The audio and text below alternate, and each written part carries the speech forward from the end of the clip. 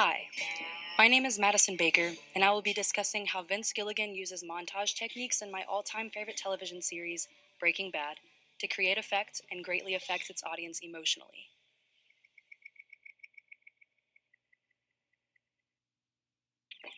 First, let's establish a working definition of what montage is and what it does. According to Monaco in The Language of Film, Signs and Syntax, montage is defined as the modification of time. Monaco goes on to explain that while maintaining its basic meaning, it also has more specific usages.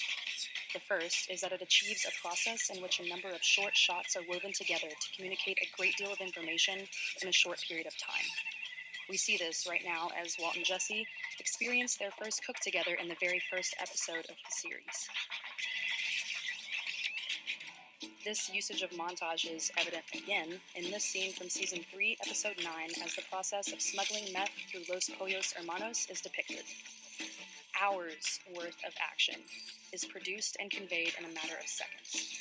Astonishingly, audience members are still able to understand the main idea at hand, even though they are technically missing a great deal of visual detail.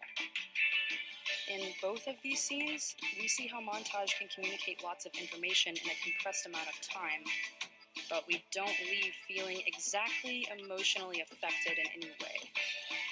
So, what is it that makes a montage scene create a lingering effect in our minds and affect us emotionally? In this clip from Season 1, Episode 6, a montage unfolds of Jesse slinging meth. A film technique that makes this montage resonate emotionally is the usage of shaky cam. This entire scene is filmed as though the camera is handheld. This technique brings more intimacy to the scene and results in it seeming more realistic. The cutting is quite chaotic as well, using a number of sporadic close-up shots of those who are in the scene. These two techniques are coupled with the upbeat, sing-songy music playing in the background, resulting in a distinctly ironic emotion. While the cutting and camera techniques evoke a sense of anxiety, we're left feeling oddly happy. Similarly, in this clip from Season 5, Episode 9, we see Hank begin to rework the Heisenberg case once he knows Walt is the mastermind behind it all.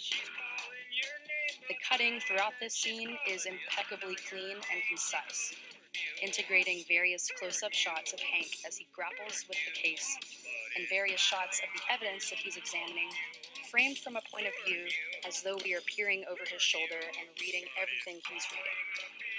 In turn, this causes the audience to feel as though they too are in the garage, putting in hours and hours of time as they pore over the case.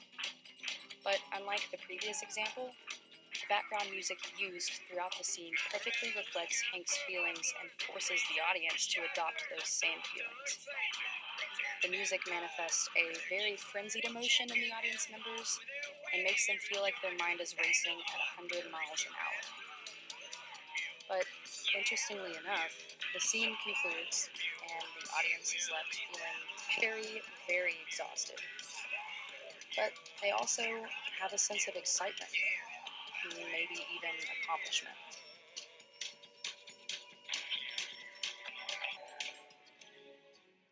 I would like to return now to the specific usages of montage that I mentioned at the beginning of this video. According to Monaco, montage can be used as a dialectical process that creates a third meaning out of the original two meanings of the adjacent shots.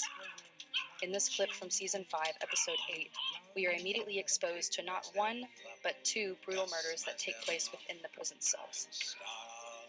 Immediately afterwards, we see Walt, staring pensively out the window and into the distance.